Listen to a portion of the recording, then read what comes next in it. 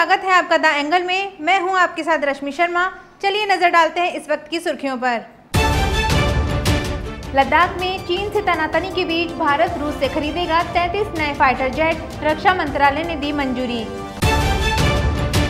मुख्यमंत्री अशोक गहलोत ने दी पुलिस विभाग को बड़ी सौगात, जयपुर पुलिस कमिश्नरेट के बेड़े में शामिल हुए अत्याधुनिक 197 गश्ती वाहन। राजस्थान हाईकोर्ट ने सहायक रेडियोग्राफर भर्ती में अभ्यर्थियों को दी राहत। उधर पूर्व आईएएस अशोक सिंघवी की जमानत याचिका पर फैसला रखा सुरक्षित। प्रदेश में चीनी वस्तुओं का विरोध हुआ तेज। राजधानी जयपुर में भाजपा ने जागरूकता अभियान के तहत फूका चीनी राष्ट्रपति का पुतला।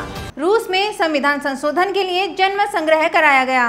जनमत संग्रह राष्ट्रपति व्लादिमीर पुतिन के लिए बड़ी खुशखबरी लेकर आया है।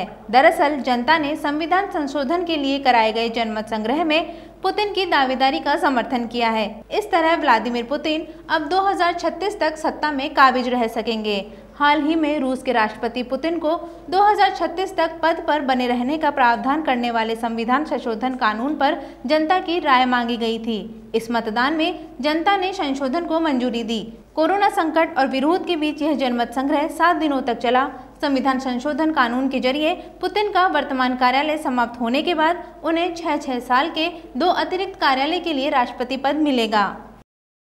लद्दाख में चीन से तनातनी के बीच रक्षा मंत्रालय ने एक बड़ी सुरक्षा खरीदी को मंजूरी दी है।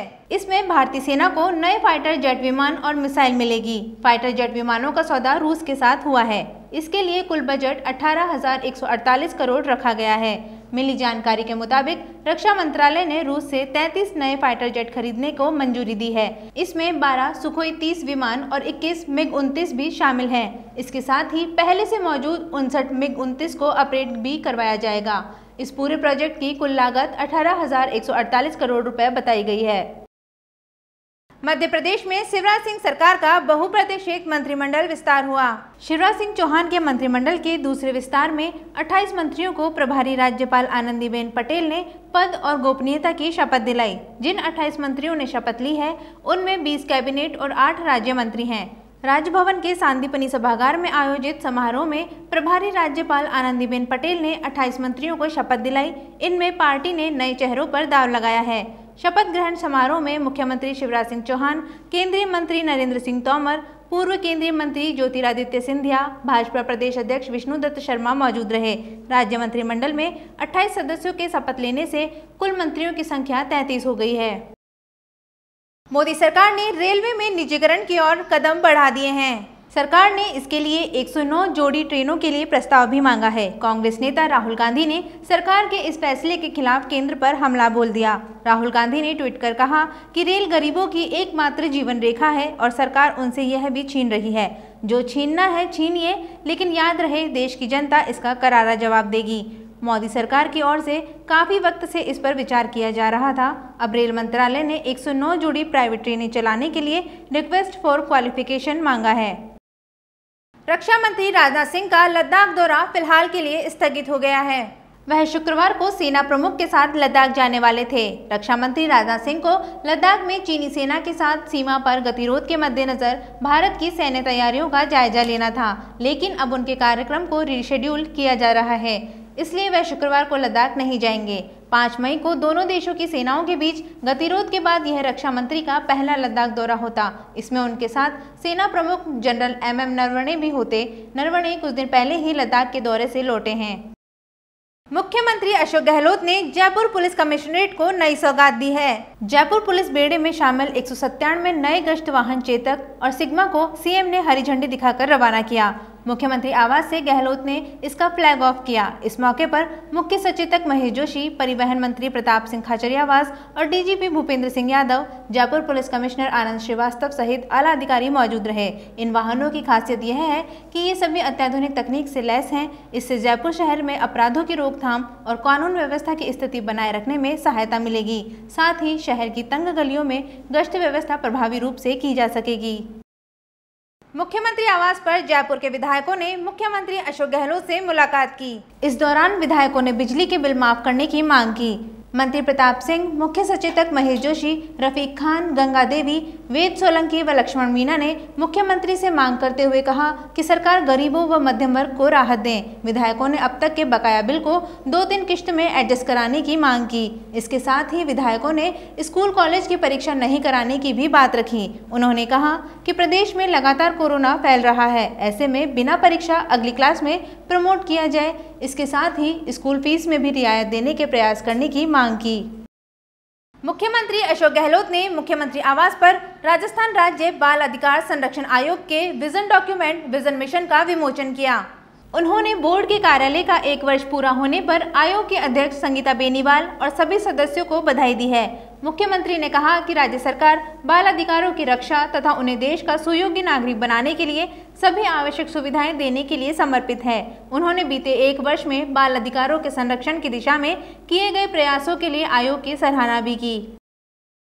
राजस्थान हाईकोर्ट ने बेरोजगार अभ्यर्थियों को राहत दी है।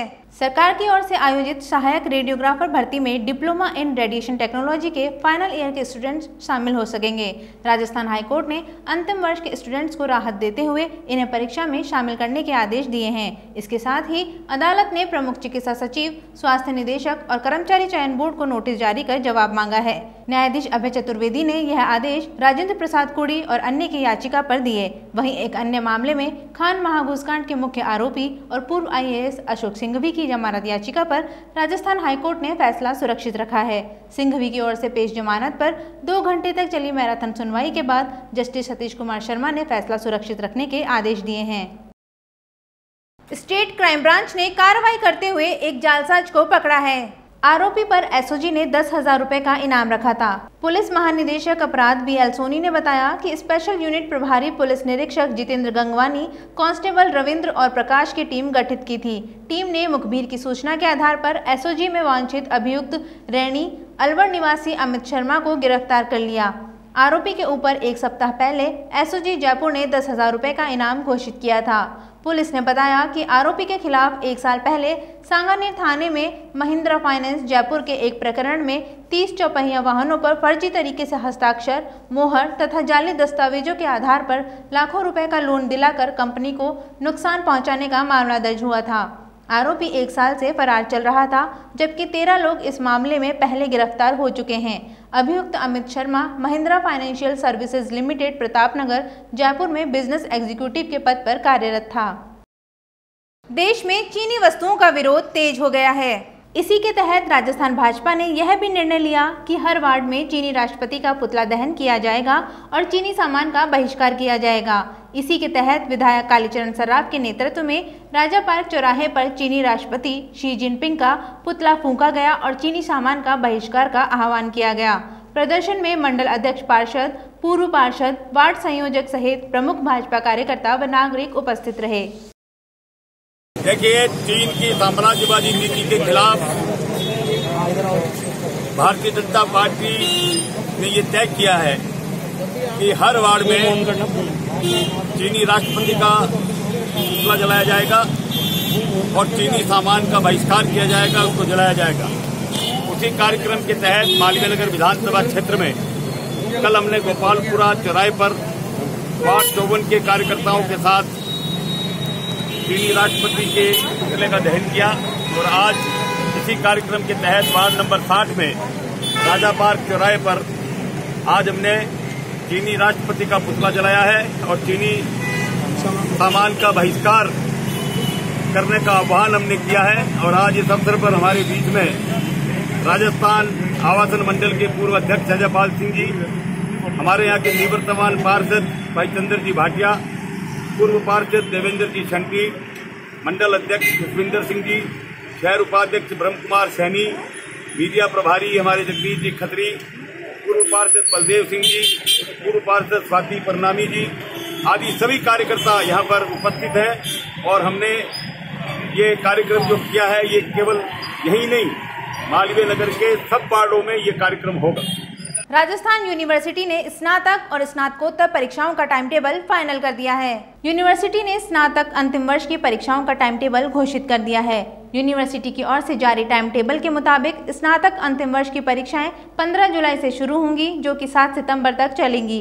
इस दौरान ड्यू पेपरों के साथ ही स्नातक में एडिशनल विषय की परीक्षाएं भी होंगी। कोरोना संकट को देखते हुए यूनिवर्सिटी ने संक्रमण से बचाव के उपाय करते हुए जरूरी दिशा निर्देश भी जारी किए हैं।